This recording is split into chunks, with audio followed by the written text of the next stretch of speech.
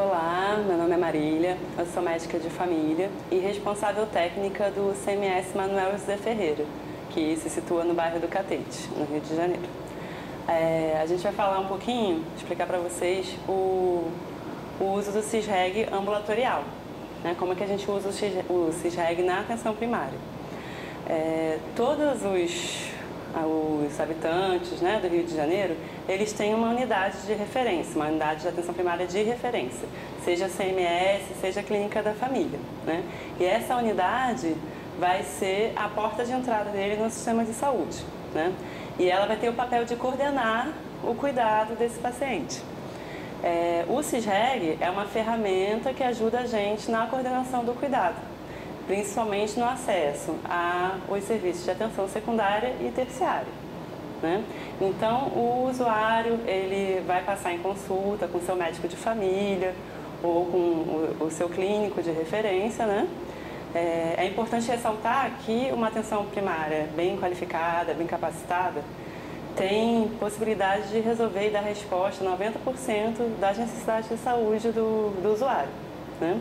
E nos casos em que a gente não é possível essa resolução, o paciente é encaminhado. Então ele sai da consulta, o encaminhamento é feito através de prontuário eletrônico, né? Essa guia já sai impressa da consulta e inserida no sistema de regulação ambulatorial, no CISREG, né?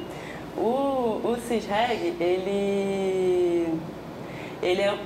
no caso, ele é motorial, então ele não é para casos de urgência, né? E são para consultas de primeira vez. O retorno também não é a gente que marca, o retorno é responsabilidade da atenção secundária. Existem dois tipos de perfil que a gente utiliza no CISREG: o perfil de solicitante e o perfil de regulador, né? O que é o perfil de solicitante? Todo médico e enfermeiro também tem essa senha de solicitante que permita que ele insira essas guias no sistema de regulação, no CISREG, tá? Essa guia tem que ser inserida pela unidade de referência do paciente, pela atenção primária, pela unidade de referência do paciente. Porque depois a gente vai ficar observando, né? Quando sair a vaga e essa consulta for aprovada, é responsabilidade também da unidade de atenção primária avisar o paciente, o usuário, que a sua consulta foi agendada, foi marcada, né? O perfil de regulador do sistema do CISREG, como é que ele funciona? Antigamente, alguns anos atrás, a regulação dessas vagas ambulatoriais ela era centralizada. Então tinha um número muito pequeno de reguladores para avaliar essas guias, avaliar a pertinência do encaminhamento, né? E isso atrasava muito e piorava muito o acesso dos pacientes às vagas que a gente conseguia agendar. Essa regulação foi descentralizada. Então, agora a gente tem um regulador por unidade, que normalmente, pelo menos um, na verdade, que normalmente é o responsável técnico da unidade. As unidades que têm residência em medicina de família, o preceptor também é regulador. Nas unidades maiores, a gente tem mais de um regulador. O papel do regulador é o quê? É avaliar as guias que foram inseridas na sua unidade, avaliar a pertinência, se foi baseado em evidência, se realmente é aquela especialidade que o paciente precisa, se é alguma coisa que realmente não tem como ser resolvida na atenção primária, né? O regulador, avaliando que é uma guia pertinente, aí sim vai começar a ser procurada a vaga para esse paciente. Ele fica lá pendente até que a vaga apareça. Quando o usuário é avisado da consulta que foi marcada, se ele informar para a gente, né, que ele não vai poder comparecer à consulta, a gente consegue cancelar essa consulta e disponibilizar a vaga novamente no sistema para que outra pessoa seja agendada naquele local, né? Temos também aí, depois, isso é o solicitante. A unidade executante, que é a que oferece essas consultas, que oferece esses procedimentos, ela é responsável por atender o paciente. Então, se o usuário foi marcado e chegou lá, o médico faltou, por algum motivo, era feriado e esqueceram de avisar, né? É papel da unidade executante reagendar esse paciente. Ele não deve voltar para a atenção primária para ser novamente inserido na fila, né? Então, o nosso usuário ele é atendido na atenção secundária ou terciária, né? E quando ele tem necessidade de retorno, ele é agendado pela unidade executante lá mesmo, né? Não é a gente que agenda o retorno.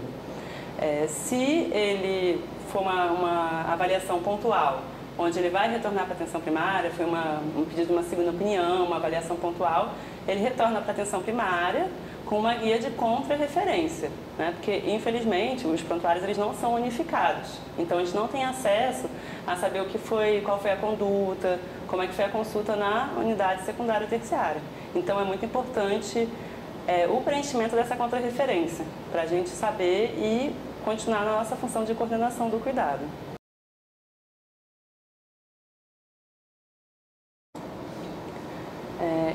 O CIGEG, né, ele trouxe alguns avanços, principalmente no acesso, né, do usuário a esse serviço de atenção secundária e terciária, né, principalmente depois da descentralização da regulação, quando a gente não tinha mais esses 5, 6 reguladores, né, mas quando a gente tem um regulador por unidade, fica muito mais fácil a coordenação dessas vagas, né? Então teve esse avanço principalmente no sentido do acesso, que o usuário não precisa mais ficar de porta em porta, né, de fila em fila de hospital, procurando uma vaga, né? Ele vai ser inserido numa fila única, virtual, né, e aguardando que a sua consulta seja agendada.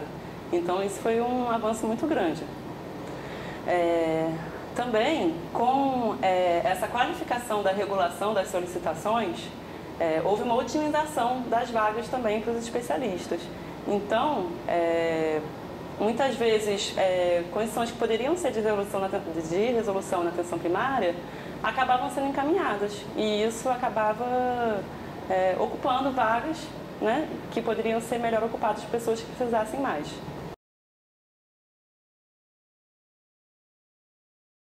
De principais desafios que a gente enfrenta ainda atualmente, eu destacaria a desigualdade da distribuição das vagas, no sentido que existem vagas de procedimentos que a gente nem precisa tanto, assim, que nem são tão demandados. Cateterismo cardíaco é um procedimento fácil de marcar, por exemplo, enquanto oftalmologia, que é uma demanda grande, porque são condições que a gente tem pouca resolução na atenção primária de oftalmologia, existe um gargalo muito grande ainda.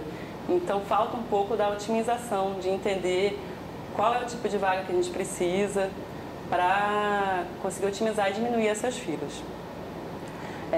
Outro desafio também que a gente percebe é que nem todas as vagas são realmente disponibilizadas no CIGEG.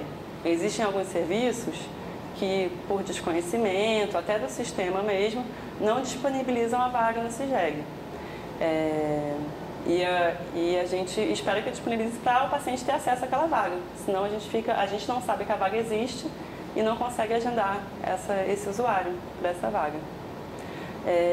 Outra coisa muito importante também é a questão da contrarreferência, que apesar de ter na guia de encaminhamento um espaço para contrarreferência, raramente a gente recebe essa contrarreferência. Então, às vezes, é difícil entender qual foi a conduta, o que foi que aconteceu naquela especialidade que a gente solicitou. É uma coisa muito importante também.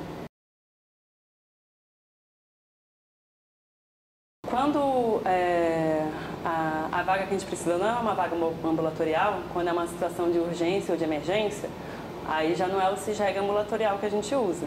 Aí a gente tem uma plataforma que chama Vaga Zero, né? Como é que funciona o Vaga Zero? É tudo feito através de uma plataforma do site da Subpav. Todo médico também tem um login, um acesso a essa plataforma, onde ele vai preencher eletronicamente os dados do paciente, o motivo da necessidade da vaga zero, se é uma emergência clínica, obstétrica ou cirúrgica, né? E é solicitado essa vaga zero e o acompanhamento da liberação da ambulância, do tempo estimado para a chegada da ambulância, é feito através dessa plataforma. Nessa plataforma também você pode definir se a ambulância necessitada é uma ambulância básica ou uma ambulância avançada, né? E tem funcionado muito bem. Sim, a gente tem uma média de espera bem baixa assim, para as situações de urgência e emergência que precisam do atendimento da vaga zero. As emergências obstétricas, como eu falei, também entram nesse sistema de vaga zero. Então também é solicitado pelo vaga zero essa ambulância.